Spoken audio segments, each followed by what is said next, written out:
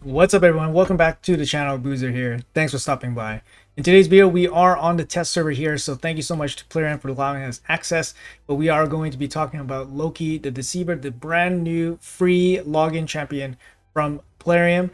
We're going to talk about how we're going to get this champion, what he can do, where he is going to be best used in, and how we are going to use him.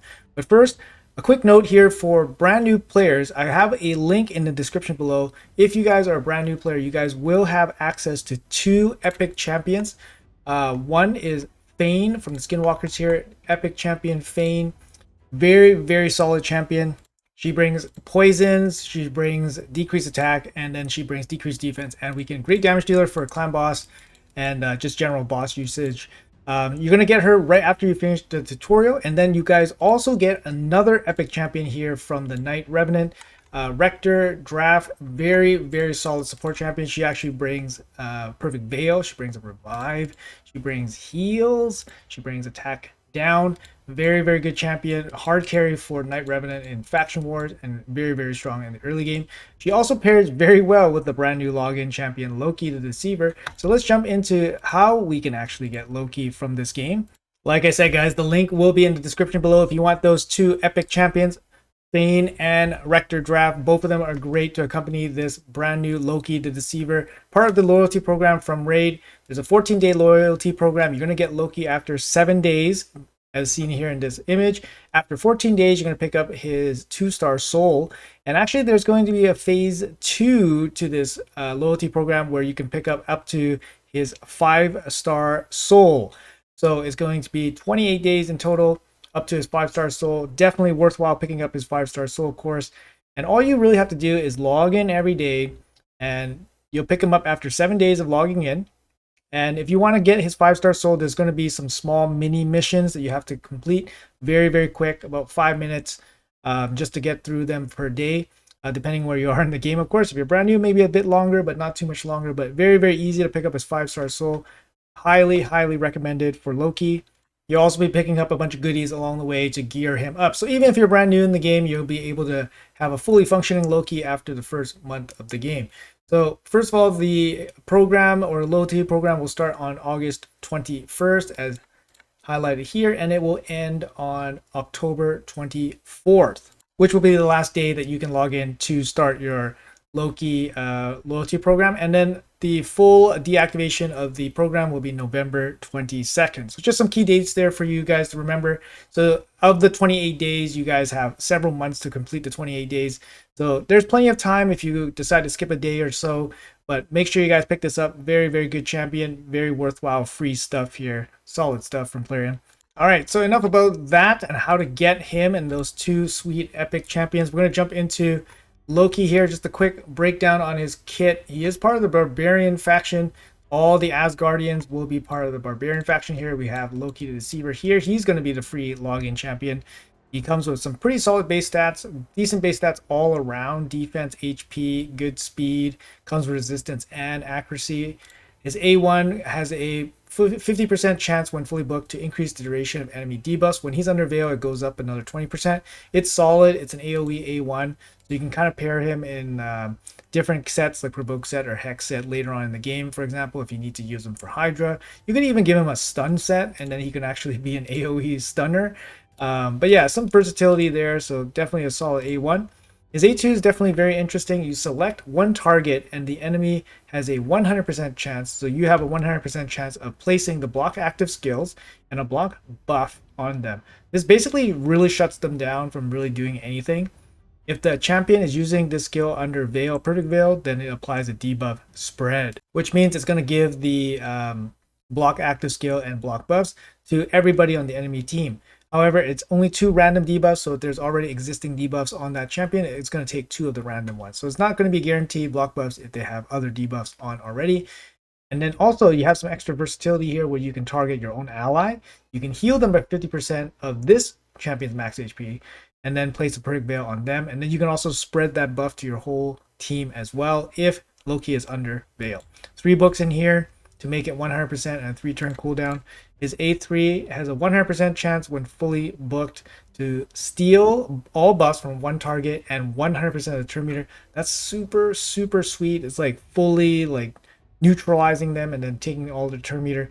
And then of course this effect cannot be resisted if this champion is under veil or perfect veil.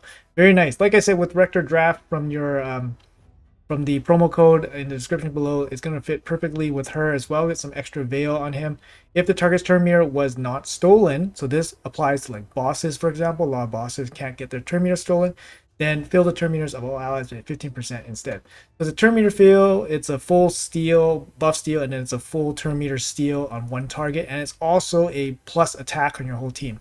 4-turn cooldown, lots of stuff going on in that kit. Pretty good A3.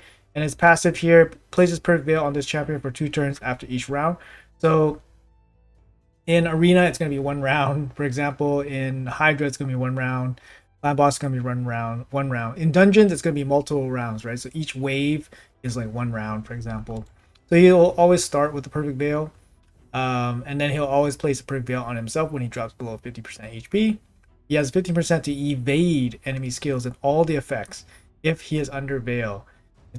If he is under veil, the chance increased to 30% actually. So evade is like just completely miss, like you just dodge the incoming skill, all effects, everything just miss damage. And then the active ability, if this champion is below 50%, he has a 100% chance of evading. But then it goes down to the 4-turn cooldown. Very, very good passive. Makes him much more difficult to kill and deal with. But yeah, great champion. I mean, for a free champion, I think he's very, very solid. He's going to be good in a lot of areas. He's purely a support champion, but I think he has a lot going on in his kit that makes him going to be useful in a lot of areas. So we're going to be exploring some places where he's going to be good and helpful for new and later game players as well. Good looking champion overall. I kind of warmed up to his aesthetics a little bit. The red hair kind of makes sense. Personally, I think I didn't like that he was a barbarian, but there's no real other faction, I guess, he could really belong in. Maybe Sylvan Watcher, maybe Dark Elf, something like that. And I believe he's not supposed to be too human looking, maybe. I don't know. Not too sure. But yeah, looks fine and good kit overall. So we can explore what we can do with him. Let's jump into some content here. All right, let's hop into the arena and just do some quick arena runs. His kit is kind of focused more on arena, it seems, but he can also function very well in PvE as well. So PvP and PvE, just a general good champion. So let's jump into the just classic arena here. We're going to do some stuff. Let's go after like a tougher team here. Let's go after a tougher team. I don't really want to play lockouts all day, so let's go after Farpstaff. Farpstaff has a very solid defense here. So we're running kind of like a speed team here. We'll run the lockout. We'll run Loki here for the strip, block buffs, and then the block active skills. He's also got the buff steal as well, so he can neutralize or basically soften up like a key target or something. And then we have Sun Wukong here for the finishing damage. So he's going to get the plus attack here from the Arbiter, and then he's going to be positive affinity against the Candrafon here. So let's get this one started. Let's see what this can do. Farpstaff has a very tanky team here. You can +3, +4s. Stone Skin Duchess. So let's go plus attack. Okay, Warlords here going to lock out the enemy. Warlord doesn't have insane accuracy or anything, so it looks like Duchess resisted and looks like the Mithrala resisted. So here comes Loki. I'm going to slow it down here for 1x speed. So what do we want to start with? We'll probably want to start with the block active skills, block buffs. We can place this on a target and then it will spread, or we can place the steal and steal turn meter. Perhaps we should try to steal the turn meter and steal this stone skin from this Duchess. Let's try that, or should we wait until after the Mithrala cleanses? Let me think. Okay, let's try to steal the stone skin. Let's try to steal the stone. Actually, Duchess will place her buffs afterwards, so I think we place the block buffs first. So let's place the block buffs first. So we'll place it on the Usuga here. So the spread happened, and it looks like the Mithrala resisted the buff spread. So obviously our accuracy can't match Mithrala's resistance. So big problem there. And then we have these Wukong here with the, let's go with the big blast here with the A2. All right, killed the Usuga. Duchess. Can't do anything yet. All right. Let's steal these buffs. So this is a good situation here because I kind of wanted them to do all the buffs, and then now we can see how many buffs we can steal. So right now we're showing increased attack, block debuffs, and a shield. So we have 3 buffs here, and Duchess has 5 buffs. The only unique buffs is the Stone Skin and the Strengthen. So I want to see if we steal her buffs, which have higher duration, or same duration, and if we can steal the Stone Skin or the Strengthen. Stone Skin still has a 50% chance of basically stopping this steal, even though it says, even though it says, where is it? Even though it says it cannot be resisted, but Stone Skin can stop this. So 50% chance, and wow, we stole it all. We stole it all. So here we had, okay, so we stole all her buffs.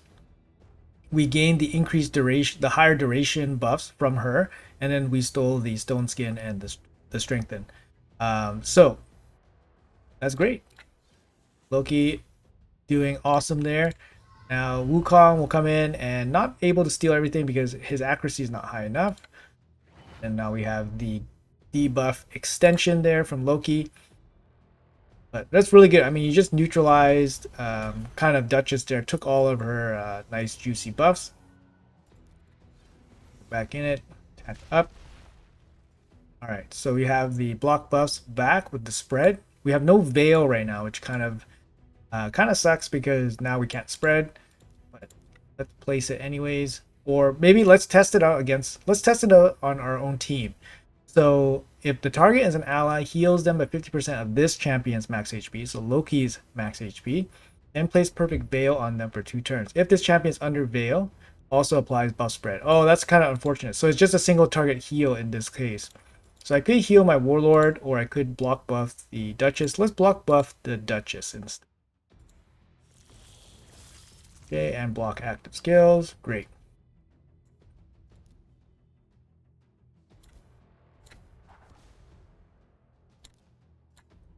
Ruin. Okay.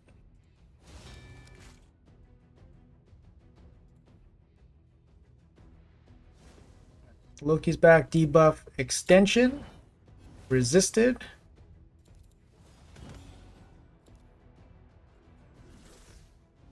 Okay. I didn't have attack up. I think if I had attack up, the whole team probably would have died. All right, so back to here, we can do some more stealing. Let's steal Duchess again. And stolen, nice.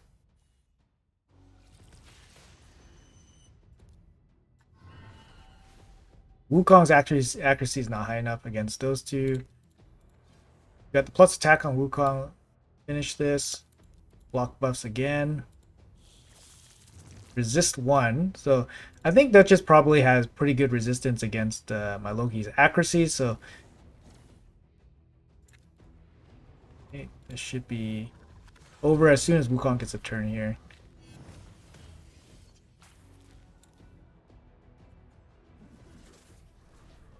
Super tanky Duchess. Just does not want to die. There she goes. Loki did get petrified there. All right. So, yeah, it totally works. Loki actually looking pretty good there, able to strip the Duchess a couple times, place the block buffs, and all that stuff. Very good. I like the way he can, kind of take care of a very high priority target like that very easily. But yeah, let's try another team. All right, let's try this team. It's one of those teams where it has a really high priority target, which is going to be Cupidus. So we're going to try to use Loki to try to isolate this Cupidus. I did sub out the Warlord for Necrit because, just in case Hell Hades is Cupidus, +4 and everything. You gotta be a little bit worried about that unless he like one shots the whole team. So I did bring Necrit for some extra protection here. But yeah, let's see how Loki does against this team. All right, so we start the fight off with the Perfect Veil plus attack. All right, so we see Cupidus here. He has a bunch of buffs. Some of them are protected, so it is kind of not that great, but it gives us a chance to steal his block debuffs and his strengthen. We can't steal his ally protection or his bolster set. So, or the alternative is to wait. We could wait and let Mithrala buff, and then we can steal all that as well. Maybe we should do that. Let's try to do that. So let's do the block active skills and then spread that while we have cloak on. Let's try that. Venus. And then the spread, yeah, looks pretty good. We got plus attack on. Let's see what we can do here. Can we blow up the Necrit? Target the Venus. Okay, Venus goes down. Protect our Loki.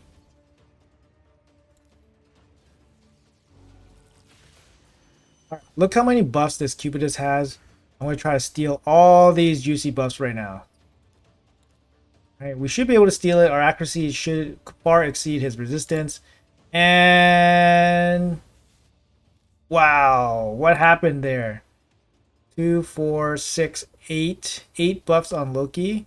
The thing is, like, the Cupidus kept most of his buffs. So we got strengthen, shield, plus attack, block debuffs. Did we not steal everything? It didn't seem like we stole that much. Felt like we didn't steal that much. Oh, look, did you see that? That evade? That evade was pretty cool. Or that animation, it looked like.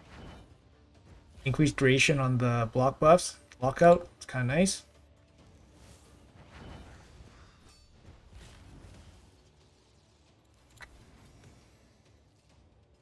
This one is the block active skills again. Place on Mithrala. We fully resist it. But I think probably this Cupidus probably doesn't have gear on. And it's probably gonna keep killing our team because then we left him as at the end. All right. Probably shouldn't have killed this team, actually. We should have probably just let it go so we can do more testing on, but it's okay. Anyways, Loki there being extremely strong again, stealing the Cupidus buff and then locking out the Venus and then spreading the block buffs. I think it's interesting. You can prioritize the A2 or prioritize the A3. It really depends on the team. Let's try this team and then see how it works here. We'll run it full auto and see what he prioritizes. How about that? Just for testing purposes. Slow everything down. So he goes boost. And then, okay, so he's going to go A2 open. A2 open. That's what he's going to do.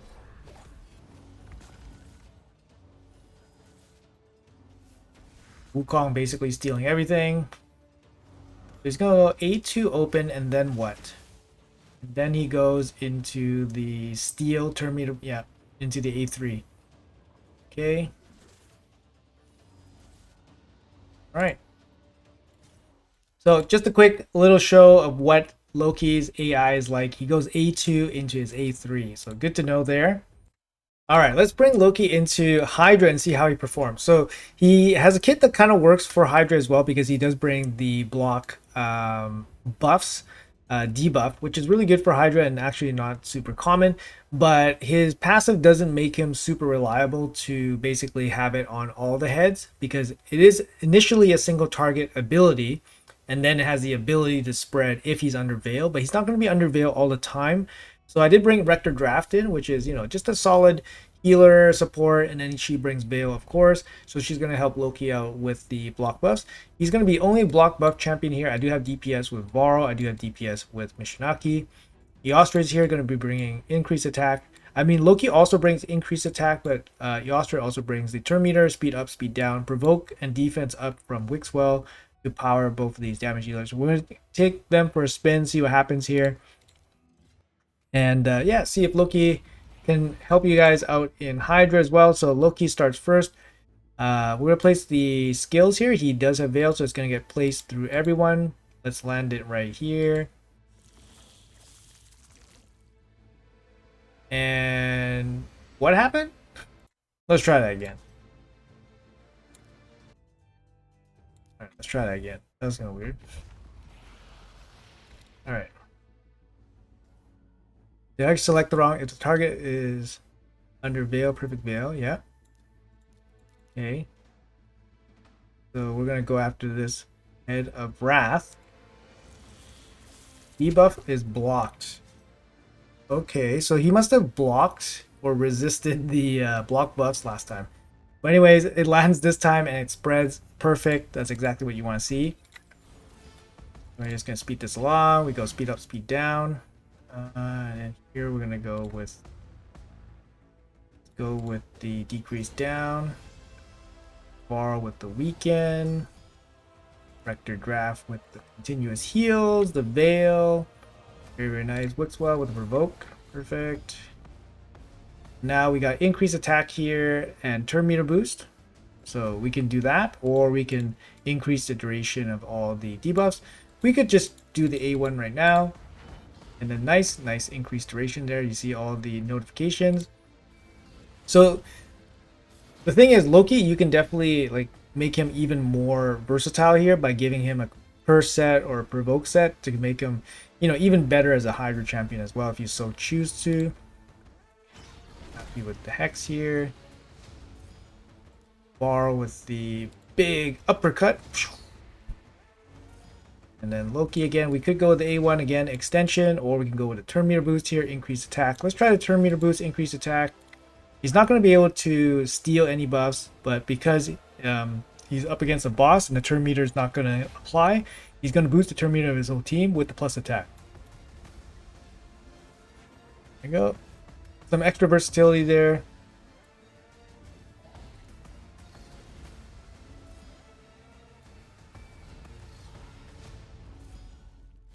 And looks well.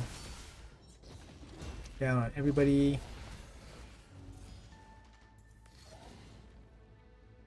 Alright, back to Loki here with the block buffs. Or block buffs and the spread, but we don't really need to use this anymore. We can just use the A1. So Loki's basically just going to be using his A1 very often in this fight, just to increase duration of all of the debuffs here. Right?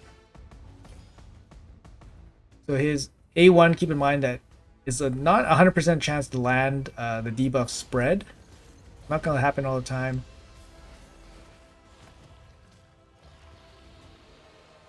Alright, looks pretty good. Everybody is like fully controlled here.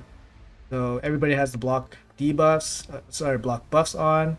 So I'm just going to go A1 again. The increased duration, you see a lot of them getting increased. Wixwell's going to place the shield to increase defense so everyone stays nice and healthy. And we're just cycling through our abilities now, just dealing big damage. So Loki actually doing okay. I mean, obviously we have a pretty good support group here. Good damage dealers, good support. Rector Drath just giving heals. Loki again with the A1. So after he basically plays the block buffs in the beginning, he's basically just here extending the debuffs, being a big pain against all the heads here. If you wanted him to strictly have usage for HYDRA, you could give him cruelty, which would be pretty good, considering that you know he has an A1 A1 AOE. All right, so again, same thing here. So we can go turn meter boost. Let's go turn meter boost. Yep.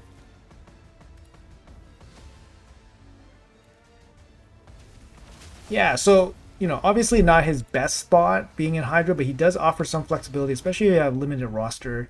Sometimes you just don't have like the champions to be able to handle this. So you see his original block buff is still in the field right now. So he's doing, you know, he was already very helpful there, just offering the block buffs. Of course, he's going to require Rector Drath's Veil next time he has to place his A2 again.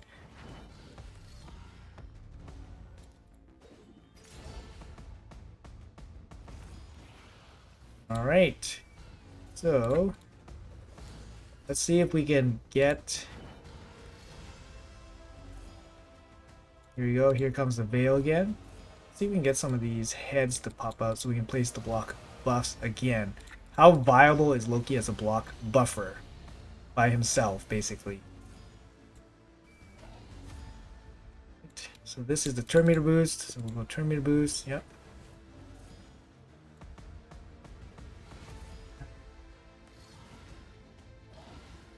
All right. Wait till the heads pop back up.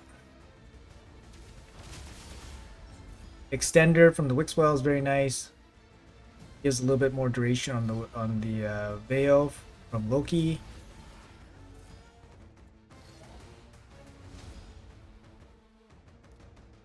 Really looking for this last head to show up.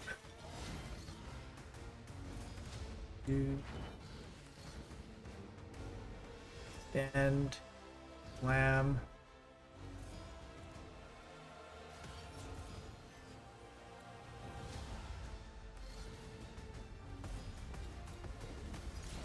Okay. Okay, so it looks like this is the last turn for Bayo. So I just want to place it on everybody just to make sure that it applies. But the thing is, he does take two random debuffs, so it's not 100% going to land the block buffs. For example, if I wanted the block buffs on these two heads, it's going to be not 100% going to land it. The best case scenario is if a new head spawns and then you can place it on it, but then I won't have Veil anymore. So maybe I can wait for Rector Draft here. So we'll wait for Rector again. Okay, we'll wait. New head's back. Good. It was a good decision to wait because this is the poison head. You really want to monitor this one. You really want the block buffs on this guy. So just in time, we got the Veil back from the Rector. Now we can place the... oh, now we can't because the all the debuffs are going to be... okay, well, the other thing we can do is wait until this head is dead, and then we can place debuffs on this guy, the dead head. But let's put it on, yeah, let's put the A2 on the Poison Cloud head. There's the block buffs. It did spread onto two of the heads, which I think is just kind of like good luck, to be honest. All right. All right.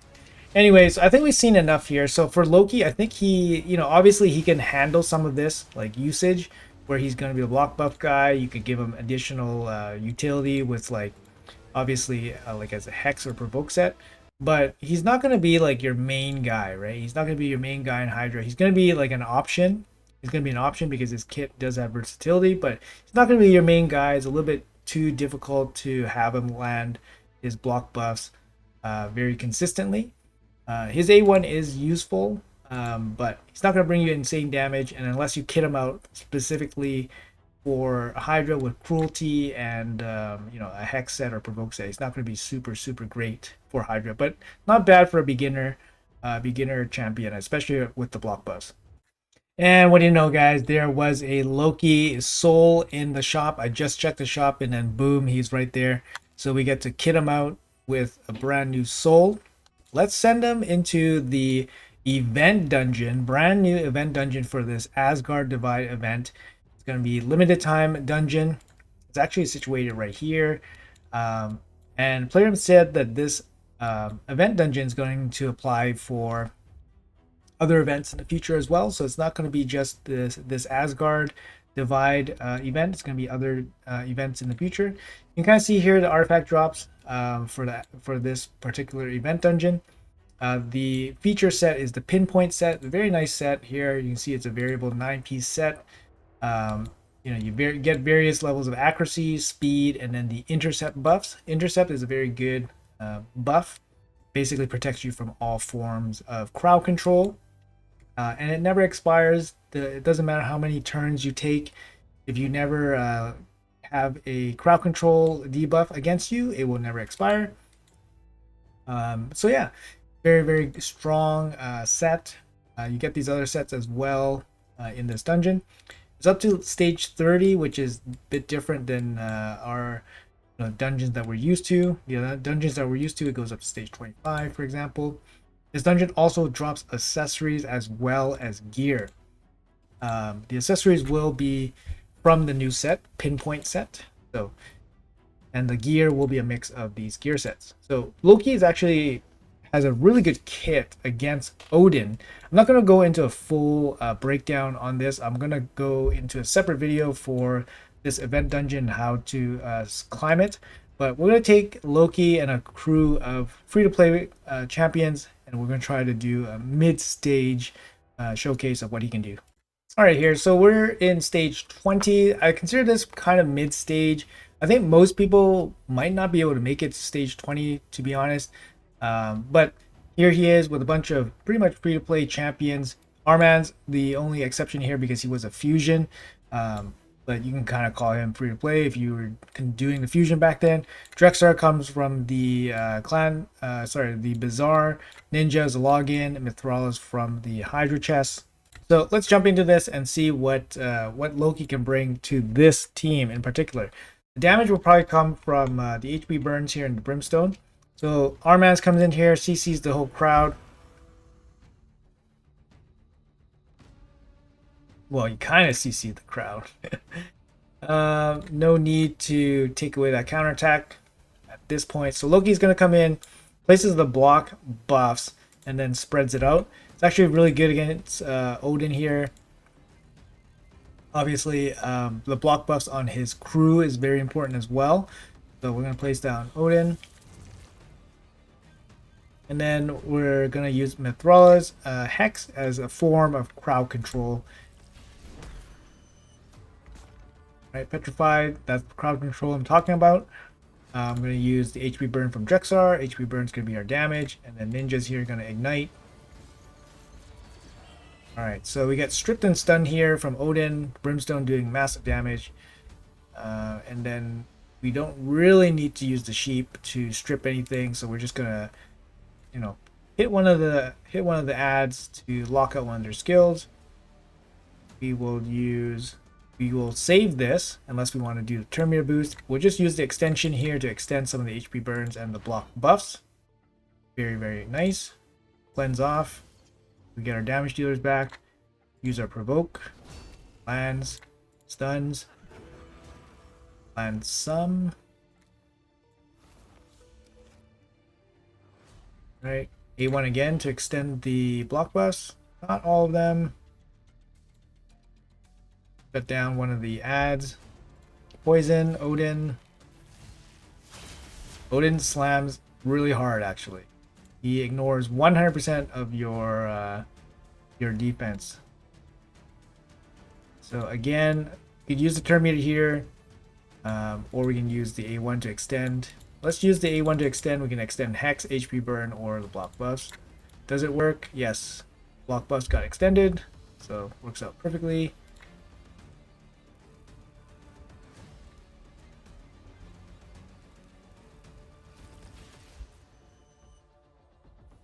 We're kind of just slowly whittling them away. But in no danger, as you can clearly see, right?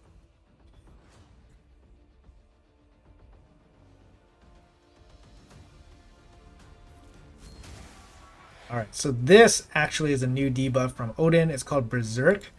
The way Berserk works is that the champion with Berserk deals 50% more damage, but they also receive 50% more damage as well. There's double-edged sword. It's really good on kind of like damage dealers, but can be kind of squishy. Makes your guy way squishy, right? Let's go for the extension again. Alright, so it looks like the block buff did not get extended this time. So it's probably going to run out, so Loki's going to have to use the A2 again. Alright. Poisoning. So let's go to turn meter boost. And once all the ads are dead, Ninja's going to go crazy because Ninja's Hail Burn is going to be super strong. So here's the block buffs again. Lands it. And then increase attack on the ninja. I think one Hail Burn will be able to kill Odin here since he's all by himself. Oh. Told you, he hits hard. Alright, so Ninja's gone. That's okay. We got him. We got Drexar here, our second win condition. Extension. Poisons. He doesn't get any poison reduction, so poison actually still works against him.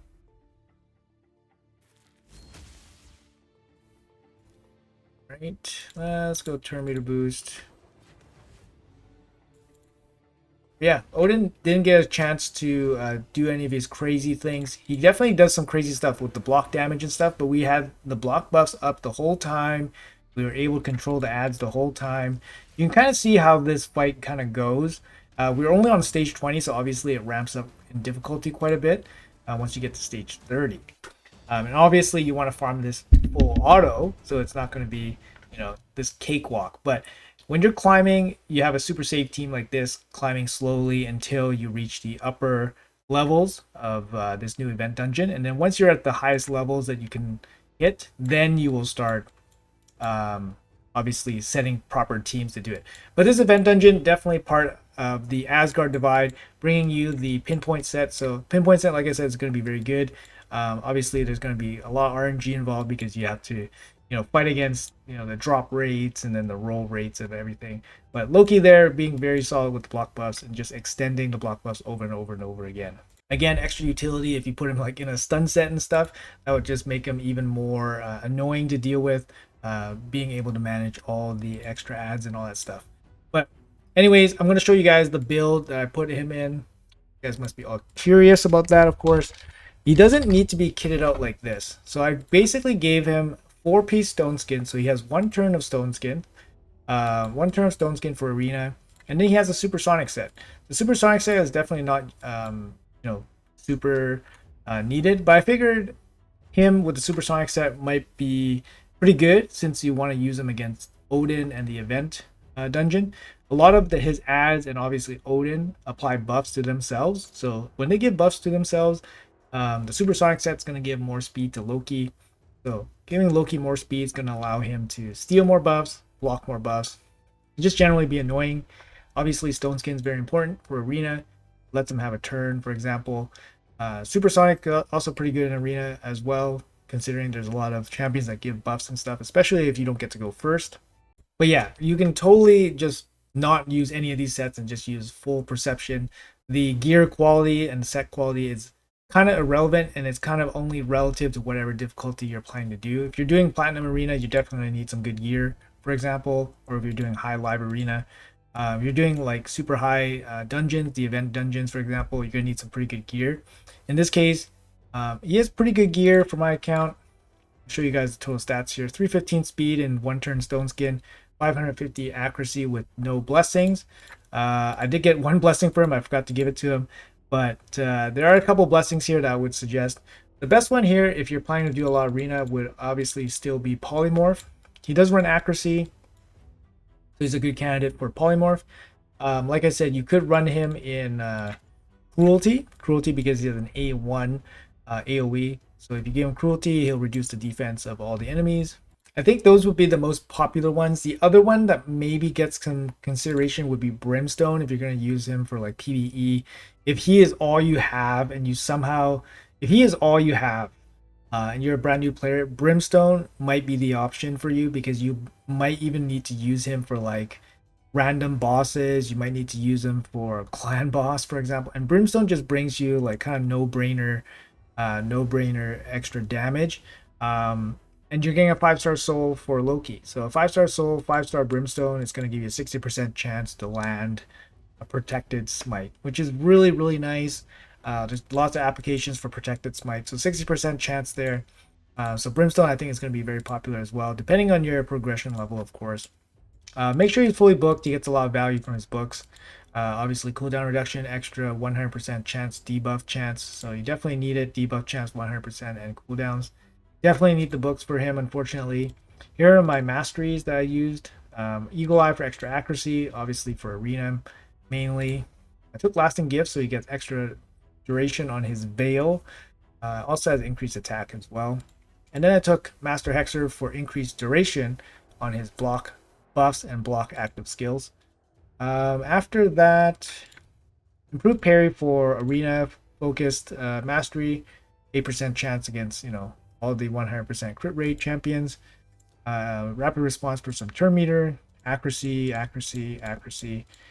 Flora Steel is going to be accuracy related. Cycle of Magic, so you get more steals, more turn meter stuff. The only one that doesn't really super make sense is probably this one because he doesn't really have healing or shields in his kit. Yeah, I mean, it's kind of the only one. The other ones didn't really make too much sense as well. But this is probably the only one that probably isn't the best. So all right, so that's going to be it for the video. That's going to be it for this showcase on Loki. Thank you guys so much for watching to the end. Like I said, guys, August 21st is the start of the Loki chase, so definitely get started on that. And the last day to participate is October 24th, with the event ending completely November 22nd. Also, keep in mind the link in the description below for Rector, Drath, and Fayne to accompany your brand new Loki through raid. Not a bad deal, guys. You get 3 free legendaries or champions along the way. Yeah, let me know in the comments below what you guys think about Loki here. I tried my best to show him in some various areas. I think he's a pretty good champion. I mean, he's going to be free. I think he's going to find some use in some places, and I think he's going to be very good for brand new players. But yeah, anyways, thanks for watching, guys, to the end, and see you guys in the next video.